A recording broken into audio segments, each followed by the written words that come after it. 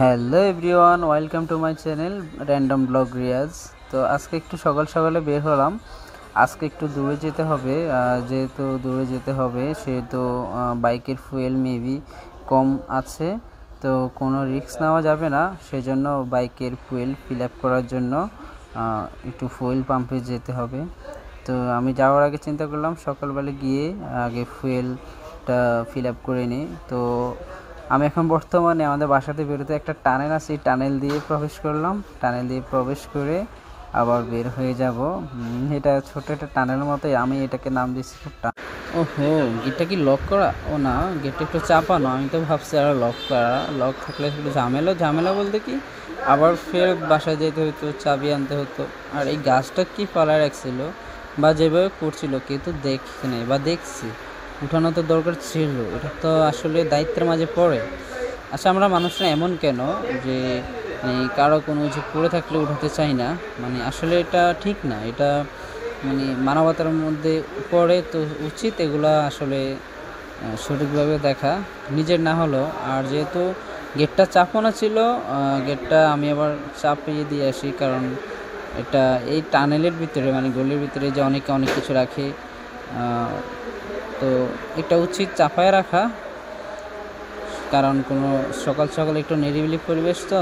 আর যেহেতু গেটটা আনলক করা ছিল, লক না, তো একটু রিস্কই হয়ে যায়, অনেক কিছু চুরিও হতে পারে। তো আমি সব মিলিয়ে চলে গেলাম পাম্পে ফুয়েল নেওয়ার জন্য। তো পাম্পে প্রায় আমি 260 টাকার ফুয়েলে ফিল আপ করে নেব।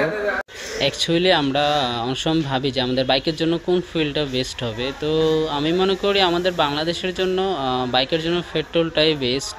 আসলে অকটেনটা কতটুকু পিউরিটি থাকে তা আমার জানা নাই। তো আমি ফুয়েল ফিল আপ করে বরাবর মতো চলে এলাম বাসার সামনে। তো এসেই দেখে আপু দাঁড়িয়ে আছে আমার অপেক্ষায়। তো আজকের ব্লগে আপু থাকছে, আর আপু যাচ্ছে আমার সাথে, বিকজ আমি আপুর কাজে যাচ্ছি, যে আমাদের ব্যবসায়ী কিছু লেনদেন আছে ওইটা ফিল আপ করার জন্য। তো আমরা রওনা দিলাম। আর আসলে সকাল সকাল যে রওনা দিলাম, সকালে রোডগুলো একদম শান্ত থাকে, যানবাহন চাপ খুবই কম থাকে, আর ঠান্ডা ঠান্ডা একটু মৃদু হাওয়া, সাইলেন্ট পরিবেশ, সব মিলিয়ে একদম ভালোই লাগে সকালবেলা কোনো দিকে যাইতে বা বাইক ড্রাইভ করতে। তো আমরা পানপাড়া অলরেডি চলে এসেছি। তো আমরা পানপাড়া থেকে রায়পুর হয়ে তারপরে আমরা যাব।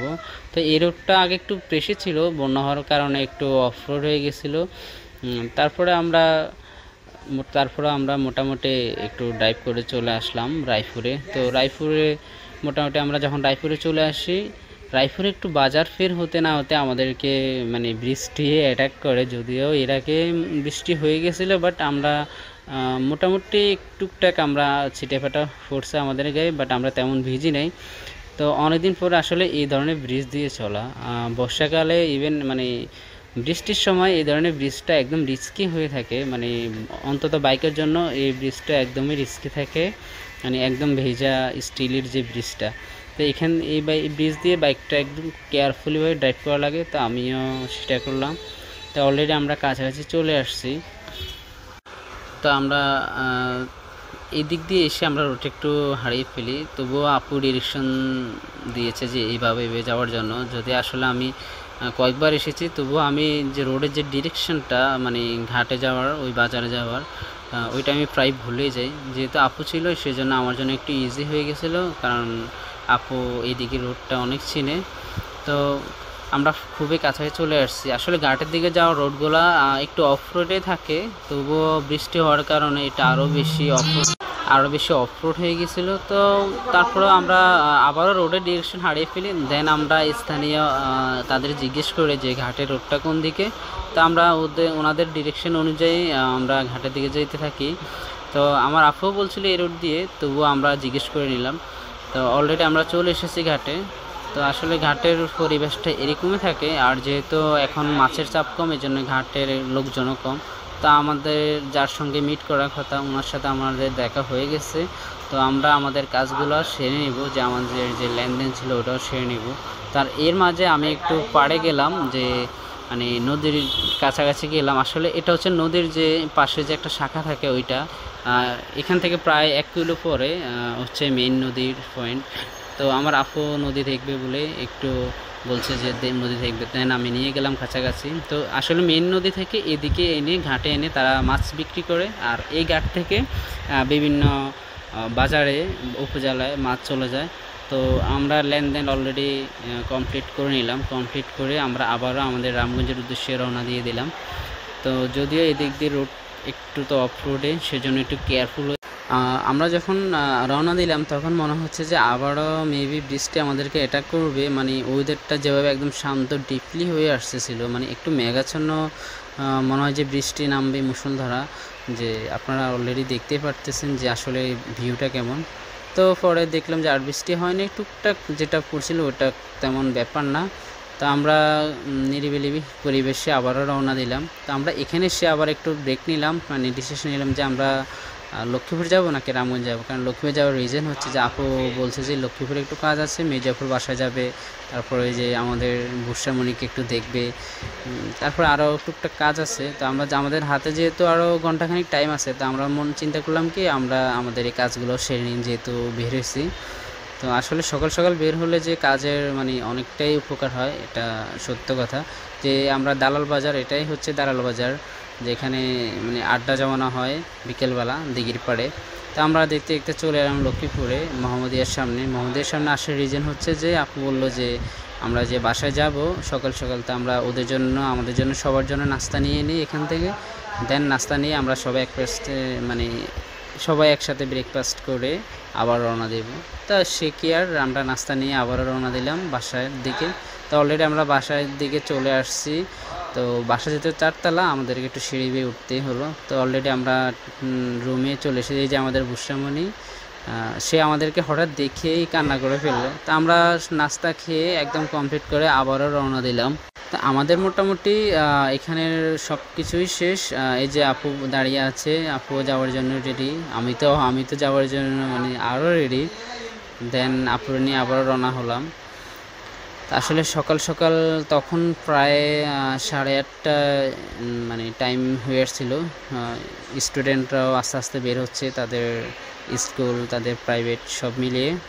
আর যানবাহন আস্তে আস্তে বাড়তেছে, যেহেতু ডে টাইমটা একটু বেড়ে গেছে।